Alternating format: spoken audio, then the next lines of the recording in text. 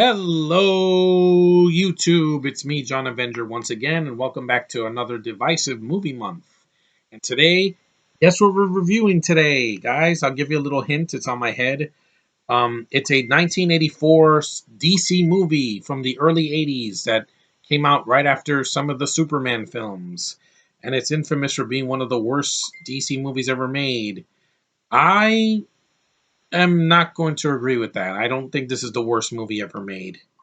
Now, does this film have a lot of problems? Yes. It's the 1984 Supergirl movie. I know I'm going to get a lot of flack from Josh hearing when he sees this video, but again, hear me out. This was the first Supergirl movie. The first ever, like before she was in an animated movie or the Melissa Benoist TV show, which is amazing, but now it's kind of sucks now because they made it all about feminism. But at least with this movie, it was a try. They failed, but it was still a try. This came out in 1984, right after Superman 3, so people were already kind of like, they were kind of indifferent with the franchise at that time with Superman, and this was before Golden Globus bought the rights of the franchise. It's a spin-off film with directed by Janat Swark. I never heard of him. He's a French director. He did Jaws 2. I like Jaws 2. Sue me. I don't care. That movie's awesome. Santa Claus the movie. It's dumb, but John Lithgow overacts like crazy and makes me laugh in that movie. And it has a sort of charm to it. He also did, what else did he do? He did some other French movies I never heard of. But he's not the worst director ever, guys. Is he an action director? No, but he does get some good shots. There are a lot of good things in this movie, but I'll get to that. First, Helen Slater as Supergirl.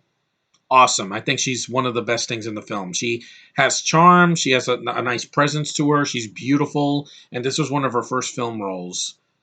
And it was and Supergirl was the first English language superhero film to feature a woman in the lead.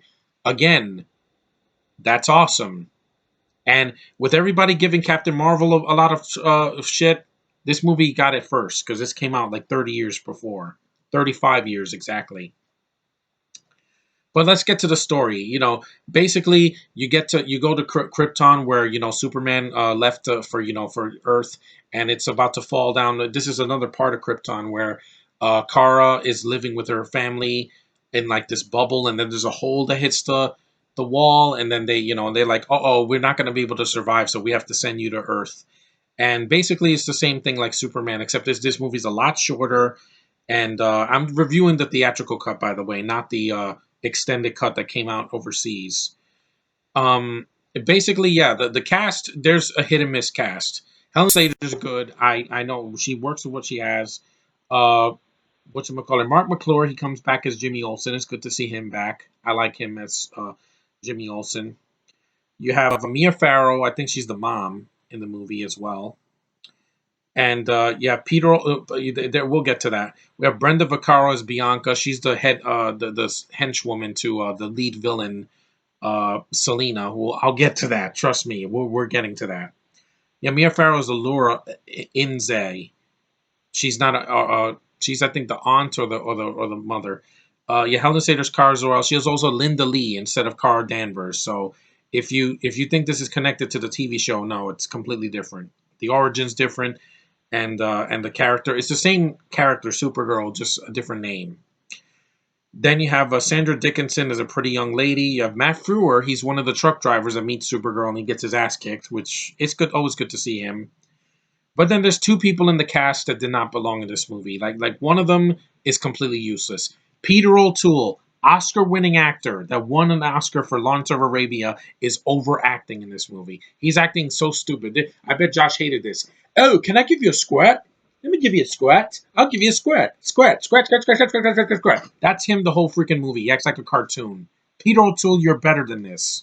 You won an Academy Award. That would be like Brie Larson after Captain Marvel lost her mind and did a freaking Adam Sandler movie. Some shitty Adam Sandler movie where she acts like a cartoon. How stupid would that be? He wasted his Oscar potential. It's like this man won an Academy Award for Best Actor, and he's doing, "Would you like a scratch? You like a scratch? You like a scratch?" And I'm like, I already don't like Brits, and this guy did nothing for me. I mean, he's better than this. He's a cartoon. He dies at the end. He didn't even need to be in the movie. You could have cut him out. And then we have, oh no, I forgot to mention Hart Bochner. He's Ethan. You might remember him. He's Ellis from the one of the greatest action movies of all time. Disney owns it now. Die Hard. He was Ellis, the guy with the black beard. He's like, Hans, Booby, I'm your knight in shining armor. That's the same guy. It's the same actor. I like him. He's a Canadian actor. Score one for the Northerners because I do like Canadian actors. Their accents don't bother me at all. Now, there is an actress in this movie that is overacting, and I swear she's acting like a Disney villain. This is not a DC villain. This is a Disney villain. You have Selena, played by Faye Dunaway, another Oscar-winning actress, another Oscar winner. Every scene that she's in this movie, she's either chewing up scenery or acting. She's like, "No, don't take him away from me!" And I'm like, "Oh my god." She's so awful, but it's so fun to watch because I'm like, she's like a villain in a Disney movie. If you've seen Enchanted or Sleeping Beauty or Snow White and the Seven Dwarfs, she's over the top and is like, this is not a DC villain, guys. You wanted to use a Supergirl villain. Why didn't you use Livewire or Parasite or Brainiac? One of the Superman villains or Rain. I didn't like her in the TV series, but here you could have done it. It's because they didn't have the budget. The budget of this movie was 35 million. At the time, that was a lot of money, but it didn't have like $100 million like other DC movies. But yeah, Faye Dunaway is over the top in this movie. If you want to see a good actress give a cameo performance, this is it. Like she gets a lot of screen time. She's not ugly. She's a very attractive woman. Even to this day, I still think she's a firecracker for an older lady. But she is not a DC villain. She is a cartoon because she tries to put this spell on the first man that sees her to make her fall in love with her like instantly. And instead, the guy that plays Ethan, the Ellis from Die Hard, sees Kara and he falls in love with her. I'm like, hey, I know that from experience. The first time I saw Melissa Benoist in that costume, I fell head over heels. And I know she's married now, but you're the best Supergirl I've ever seen. But I like Helen Slater. She's the original. Yeah, there's some dumb moments where she's like fascinated by the world. Like she looks at flowers and butterflies, and she's like, "Ooh." But she's so feminine and so beautiful. Hey, I'll take that thing over the hobo any day because at least she wears women's clothing and she looks great in brown hair, and she's they have Lois's sister here. I forgot to mention Lucy Lane, played by Maureen Teefy. I like her. She has a personality. She's a little bit different than Lois. It's a different take on a character. And there was a nice nod where when she goes to the boarding school with Lucy, there's a great picture of Christopher Reeve as Superman on the wall. I was like, that's a great homage, especially after he passed away. I miss him. He's the only Superman that's ever existed. He will always be the best live action Superman. Cavill has nothing on him or anybody else. He is always going to be cinematic Superman for me. Even though I do like Brandon Routh, but he's basically, trying to be like, he was trying to be like, the next Christopher Reeve. But hey, he's coming back in Crisis on Infinite Earths, guys, so stay tuned for that. That's going to be freaking awesome. The Kingdom Come Superman. I can't wait to see him in that. But yeah, the film has a lot going for it. It has a great score. I love the score in this movie. Nobody can bash on the score. It's one of the best. Jerry Goldsmith did his best, and it's a great score. It's not copying the Superman theme. It's its own thing. I love it. I think it's wonderful. It adds a lot of atmosphere to the film. And when cars flying, yeah, it's low budget. I know, guys. It was in the 80s. It's not going to be like in the TV show where it's got it's got almost the same amount of budget and it looks better. But here, I like the score. Like I said, the lead, I like Helen Slater as Supergirl. It needed more action, I know, but there is some action sequences that are laughable, but at least they're watchable. Like the scene when she goes to Popeyes, yeah, that's a nice product placement. I like that because it's the 80s version of Popeyes. And there's like a traffic accident and she's trying to help Ethan. And that's when he falls in love with her when he sees her. It's like, I don't know who you are, but I'm in love with you. And she's like, huh? And yeah, who knew that?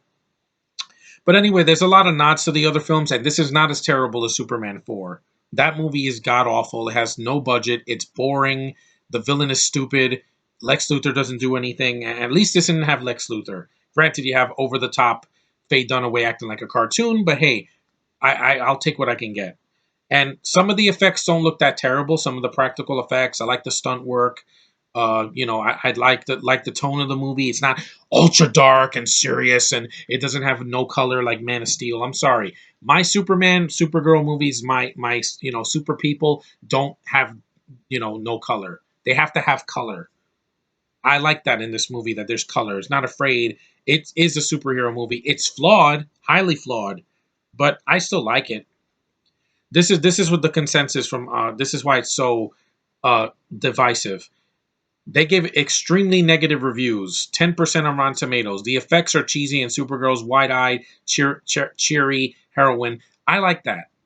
I'm sorry that she's cheery. She's not mopey and frowny like some other girls, super girls that you've seen already. And you guys know exactly who I'm talking about. Simply isn't interesting to watch for an hour and a half. Actually, the movie's almost 2 hours, but it depends what cut of the movie you see.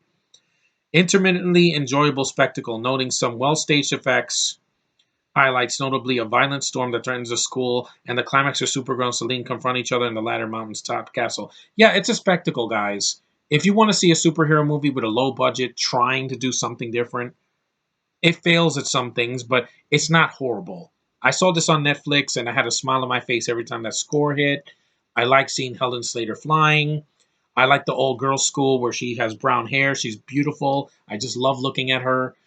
I liked Lucy Lane. I thought she was a likable character. This has likable characters. That's why you failed, Charlie's Angels. I mean, Woke Angels. That's why freaking Terminator Dark Fate failed. Because you try to put agendas. This doesn't have any agendas whatsoever. That's one thing you can't say about this film.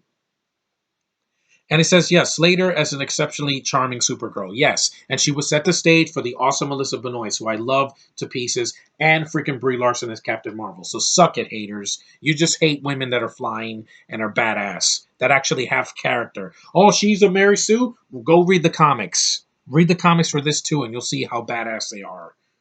Pen to paper, you'll see the backstories that they had. I like the backstory here. It doesn't bother me. It's not a complete copy of Superman. It does something different. It's a more girl version, but it's not pandering. And yet, arguing that Supergirl has some excellent realized flights of imagination. Yeah, and I like the score. When the score's on and she's flying through time and she's conflicted, she's not frowny face and a sociopath. No, she's not destroying an entire town, guys. That's Man of Steel. That's divisive because you took a character that's light, you made him dark for no reason, and he frowns. He's like this the whole time. And he's played by a Brit. What the hell did you expect?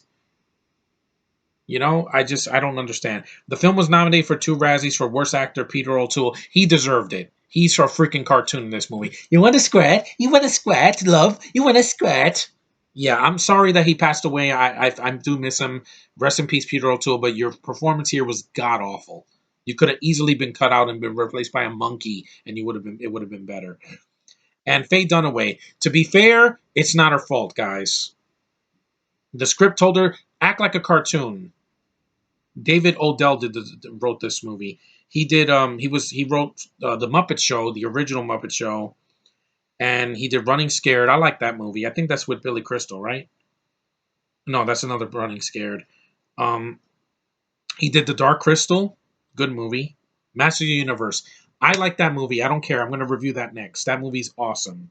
It's stupid. It's not like the cartoon, but I have a smile on my face every time I see that movie too. Monsters Go Home. No, Martians Go Home.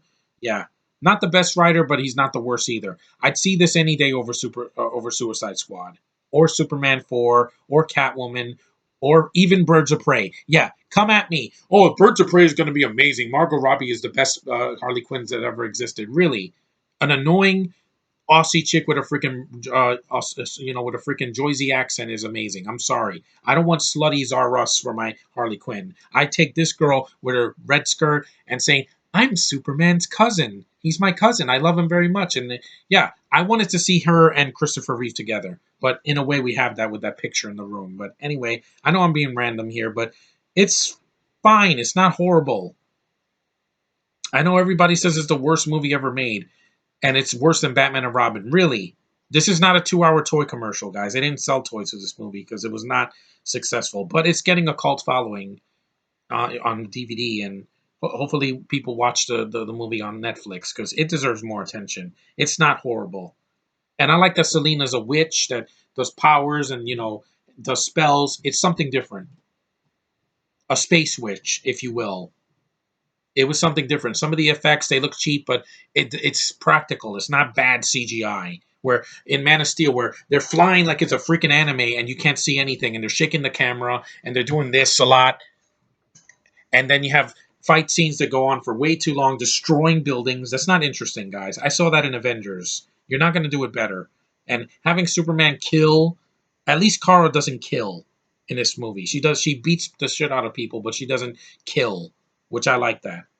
Supergirl will only kill in self defense, not I'm gonna break your neck and cry and go. "Aah!" No, at least this movie's lighthearted and knows what it is. It's not some divisive, dark freaking movie. And if they do a new Supergirl movie in the 2020s, please cast somebody good. Don't get the hobo. She'll destroy the movie. Don't get Kristen Stewart. Don't get Naomi Scott. Don't get Felicity Jones. Don't get any actors from freaking Game of Thrones or Stranger Things. Don't get actors that are foreign. You're going to destroy the movie and run it into the ground like you did with Man of Steel and Woke Angels and Dark Fate. Just stop. Just get somebody that's as beautiful as Melissa Benoist or Helen Slater, who was nice to see as Kara's adopted mother on the TV show, because she's not embarrassed by this, guys. This made her a star, and she was able to do more films. I like her other films. The Ballad of what was that movie called? That she did in the 80s, The Legend of Billie Jean. That's an awesome drama. She does a great performance, and she has the same lesbian haircut that Kristen Stewart has in Woke Angels. Yet she pulls it off. And the movie has a lot of cheer. Like, it made me smile when it was over. I wasn't like, God, that was one of the worst things I've ever seen. I'm like, hey, after seeing Suicide Squad with all that bad CG and bad writing and horrible characters and making the Joker a cameo, this was a breath of fresh air in comparison. And if you want to laugh at it, Josh, that's fine. I'm not expecting you to love this movie. I like the film. It's a decent time waster for me. If I bought this, I would never feel cheated because Helen Slater gave me something. Yeah, she gave me something. That's more than the hobo ever did. One movie and she destroyed me. But here, yeah, I watched this. Except for freaking Peter O'Toole, I would fast forward him. And Faye Dunaway, sometimes she gets a little bit overbearing. But at the very least, at least she has some kind of a personality, even if it is a cartoon of a Disney villain. That's how I feel. But anyway, yeah, like I said, it's flawed, but it's not the worst DC movie ever made. Not even close. Best of the worst, I disagree with you. It's not the worst thing ever. They never said that, but still, they reviewed it a couple years ago, and they said they did that with the 1994 Fantastic Four and some other movie. I forgot what it was. I think it was that the 1990 Captain America movie. That's worse. This at least was in theaters. So as much as it bombed, it's at least went for it. It went for the jugular. That this movie at least had some moments of brilliance that I like, and it's flawed, yeah, and it's not for everybody, but I like it. Okay, I don't love the movie, but if that was Melissa Benoist, who wasn't even born yet in 1984, I wasn't either, but she's a better Supergirl, but the TV show's gone downhill ever since Monel and Jeremy Jordan left. But this is a great character. I just hope in the next decade when we get a Flash movie, they do him justice.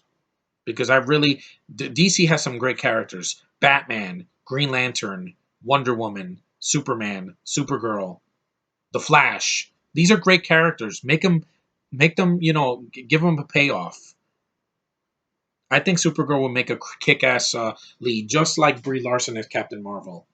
Yeah, give me female superheroes that are actually developed over these Mary Sue characters any day. That's just how I feel, guys. Don't kill the messenger. And like I said, the what how much did the movie make? It only made 14 million. But despite that, I still think that the movie has a lot of charm, despite it being low budget and an early DC movie before they were making billions with Joker, which I love Joker, and that didn't have any CGI in it.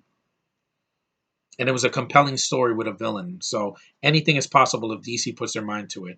The romance is okay. Kara falls in love with the guy too, and I'm like, it's not Twilight, guys. It's not Twilight. It's also not freaking The Last Jedi, where they have to force a love a love story in the middle of a second act that didn't work in a trilogy. Yeah, that didn't work at all, and that movie gets praise, and I don't understand.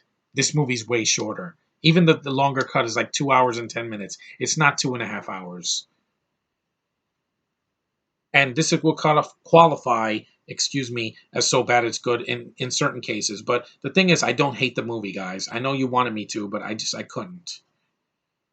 After seeing Man of Steel and Suicide Squad and Catwoman and so many other movies blunder, I think this movie is decent compared to those. And that's saying a lot, considering how many movies nowadays come out with women and they're like, oh, men don't like to watch movies with women in action films. Yet I saw that one, and I saw Wonder Woman, and I'm going to see its sequel, and I saw Supergirl this year on Netflix, granted, but I saw it.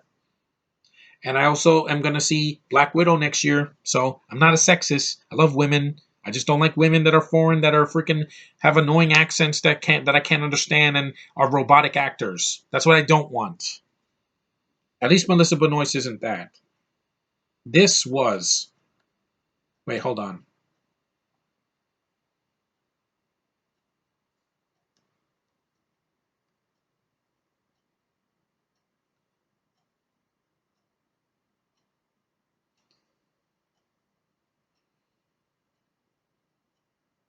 This was the 2019 Charlie's Angels was, and my friend Kenneth is like, "I'll never see it because it's pandering." I'm like, "Yeah, that's exactly why it failed on its face, and it got a 4.1 on IMDb." Again, people were merciless on this. This is what I don't want to see in the next 10 years. This. I don't want to see this. I want to see this. I want to see more of that. I want to see more of that and that, which I'm seeing in 2 days. And more of this done the right way without Kathleen Kennedy getting involved.